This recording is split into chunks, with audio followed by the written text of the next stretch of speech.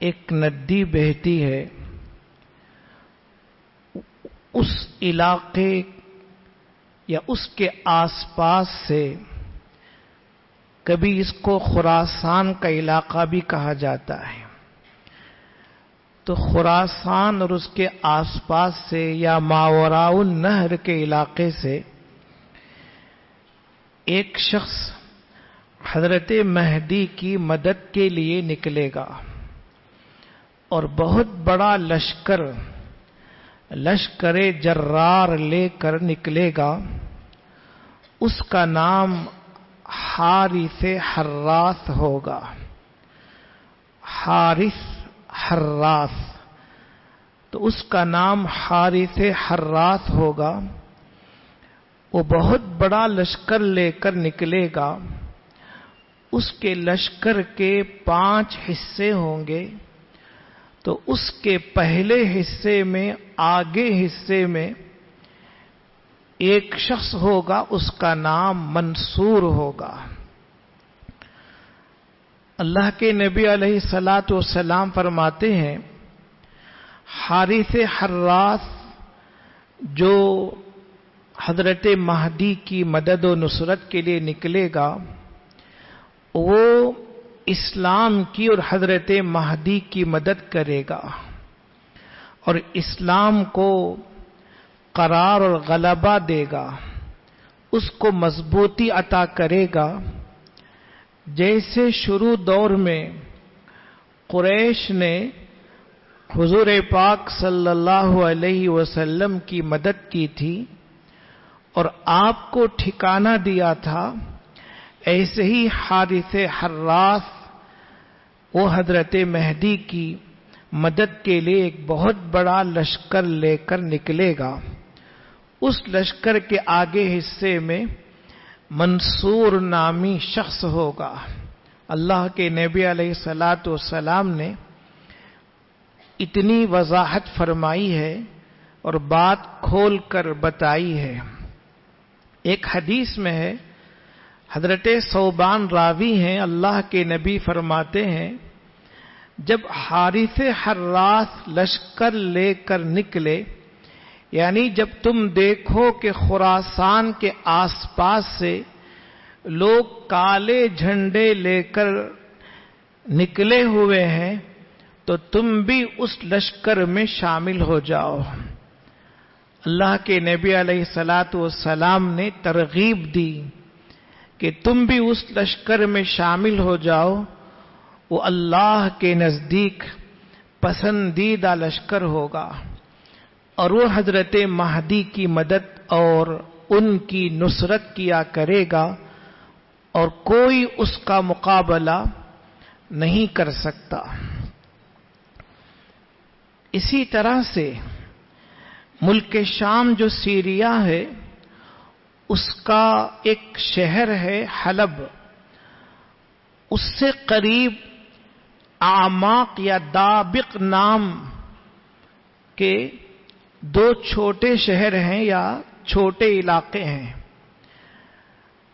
حدیث میں آتا ہے، اللہ کے نبی علیہ الصلاۃ والسلام فرماتے ہیں کہ ملک شام میں مسلمان جمع ہوں گے، ہزاروں کی تعداد میں، رومیوں سے یعنی یورپ کے عیسائیوں سے مقابلہ کرنے کے لیے، اور جب بڑی تعداد میں مسلمانوں کا لشکر جمع ہوگا اور تیاری کرے گا، ادھر وہ بھی بہت بڑی تعداد میں بہت بڑا لشکر لے کر نکلیں گے، لڑائی ہوگی۔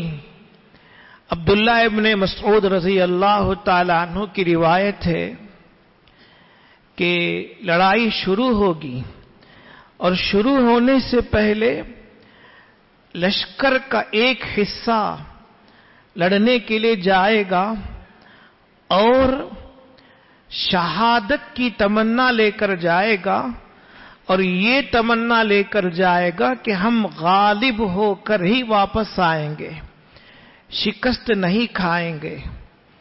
لہذا پہلے دن لڑائی ہوگی، زبردست گھمسان کی لڑائی ہوگی، اور لڑائی ہوتے ہوتے رات آ جائے گی، نہ مسلمان غالب آئیں گے، نہ رومی اور عیسائی غالب آئیں گے۔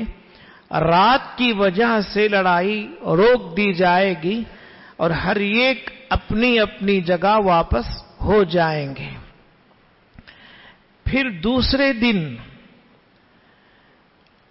لشکر کا ایک بڑا حصہ نکلے گا، اور یہ عزم اور نیت پختہ ارادہ لے کر نکلے گا کہ ہم غالب ہو کر ہی واپس آئیں گے۔ لہذا پوری ہمت کے ساتھ، بڑی تیاری کے ساتھ عیسائیوں کے ساتھ لڑائی ہوگی، اور لڑتے لڑتے شام ہو جائے گی، رات آ جائے گی، کوئی فیصلہ نہیں ہوگا، اور ادھر کا لشکر ادھر کا لشکر دونوں اپنی اپنی جگہ چلے جائیں گے۔ پھر جب تیسرا دن آئے گا تو تیسرے دن ایک بڑا حصہ پھر نکلے گا، اور یہی عزم اور ارادہ لے کر نکلے گا کہ ہم غالب ہو کر ہی واپس آئیں گے اور شہادت پائیں گے۔ چنانچہ لڑائی ہوگی گھمسان کی، پھر رات ہو جائے گی اور کوئی فیصلہ نہیں ہوگا۔ حضور پاک صلی اللہ علیہ وسلم فرماتے ہیں، یہاں تک کہ جب چوتھا دن داخل ہوگا تو جو لوگ بچے ہوئے ہوں گے وہ آپس میں پختہ ارادہ کریں گے، عزم کریں گے اور طے کر کے نکلیں گے، اور اس قدر زبردست لڑائی ہوگی، اس قدر زبردست لڑائی ہوگی کہ ویسی لڑائی نہیں دیکھی گئی ہوگی۔ بالآخر جو مسلمان چوتھے دن نکلے تھے، اللہ تبارک و تعالی ان کو فتح نصیب کریں گے اور وہ غالب ہو کر آئیں گے۔ اس حدیث کے شروع میں عبداللہ ابن مسعود رضی اللہ تعالیٰ عنہ کہتے ہیں، ایسی لڑائی ہوگی کہ نہ میراث تقسیم ہوگی اور نہ ہی مال غنیمت سے خوشی ہوگی۔ یہاں آ کر فرماتے ہیں کہ جب لڑائی پوری ہونے کے بعد، ختم ہونے کے بعد دیکھیں گے تو ہر خاندان میں سے 100 میں سے 99 شہید ہو چکے ہوں گے۔ تو جب ایک آدمی بچے گا تو وہ میراث کیا لے گا اور وہ مال غنیمت سے خوش کیوں ہوگا؟ لہذا ایسی لڑائی ہوگی، اور اسی لڑائی کے درمیان اچانک خبر آئے گی، کوئی پکارنے والا پکارے گا۔ بعض روایتوں میں آتا ہے کہ شیطان پکارے گا، حقیقت اللہ جانتے ہیں کہ تم یہاں مال غنیمت حاصل کر رہے ہو، ادھر دجال تمہارے اہل و عیال میں، گھر والوں میں آ چکا ہے۔ اب یہ لڑائی حضرت مہدی کے ساتھ مل کر لڑی گئی تھی۔ حضرت مہدی اور ان کے ساتھ بڑا لشکر، یہ لڑائی دونوں نے لڑی، اور چوتھے دن جا کر غلبہ نصیب ہوا، فتح عطا ہوئی۔ اب کوئی خوشی نہیں تھی، میراث بھی تقسیم نہیں ہو رہی تھی۔ جو مسلمان تھے وہ مال غنیمت لینے ہی والے ہوں گے، ادھر سے کوئی پکارنے والا پکارے گا کہ دجال تمہارے پیچھے تمہارے گھروں میں آ چکا ہے۔ اب یہ ترتیب یاد رکھیے کہ حضرت مہدی کا زمانہ شروع ہو گیا، اور جو علامت ہے ساتھ ساتھ وہ دنیا میں تشریف لائے۔ اور یہاں رک کر یہ بات سمجھے کہ حضرت مہدی آسمان سے نازل نہیں ہوں گے، بلکہ وہ مدینہ منورہ کے ہوں گے، اور ان کا نام محمد بن عبداللہ ہوگا، ان کا لقب مہدی ہوگا، ہدایت یافتہ ہوں گے۔ اور قیامت کی جو بڑی علامتیں ہیں ان میں سے آپ ہی پہلی علامت ہوں گے، اور حضرت مہدی برحق ہیں، اس بات کے لیے بہت سی علامتیں اللہ تبارک و تعالی ظاہر کریں گے جو آپ کے سامنے تقریباً آ چکی ہیں۔ اب یہاں دجال کے بارے میں آواز آئے گی تو مہدی مدینہ منورہ میں پیدا ہوں گے، اور یہ بات بھی آ چکی کہ مدینہ منورہ میں جو خلیفہ ہوگا مسلمانوں کا بادشاہ، اس کا انتقال ہو جائے گا تو لوگ تلاش کریں گے کہ کس کو حکمران بنائیں گے۔ حضرت مہدی کو اندازہ ہو جائے گا کہ یہ لوگ مجھے حکمران بنائیں گے، حاکم بنائیں گے، تو وہ مدینہ منورہ سے چھپ کر مکہ مکرمہ آ جائیں گے، اور وہ اپنے مکہ مکرمہ میں کسی جگہ رہیں گے۔ لوگ تلاش کر کے ان کو ان کے گھر سے نکال کر حرم شریف میں لائیں گے، مطاف میں حجر اسود اور مقام ابراہیم کے درمیان ان کے ہاتھ پر بیعت کریں گے۔ آسمان سے حضرت عیسیٰ علیہ السلام نازل ہوں گے، حضرت مہدی مدینہ منورہ میں پیدا ہوں گے اور مکہ مکرمہ میں ان کے ہاتھ پر بیعت ہوگی، اور حضرت مہدی کا نام سن کر سفیانی آدمی نکلے گا، اسے زمین میں دھسا دیا جائے گا، اس کو اور اس کے پورے لشکر کو۔ اور ادھر جو حارث حراس اور منصور ہے اس کے تعلق سے بات بتائی گئی کہ اللہ کے نبی تعریف کر رہے ہیں کہ حضرت مہدی کی مدد کے لیے خراسان کے علاقے سے، ماوراء النہر کے علاقے سے وہ بہت بڑا لشکر لے کر نکلے گا، اور وہ حضرت مہدی کے لشکر میں شامل ہوگا اور حضرت مہدی کے ساتھ مل کر وہ مقابلہ کرے گا۔ ادھر دجال کے بارے میں خبر مشہور ہو جائے گی۔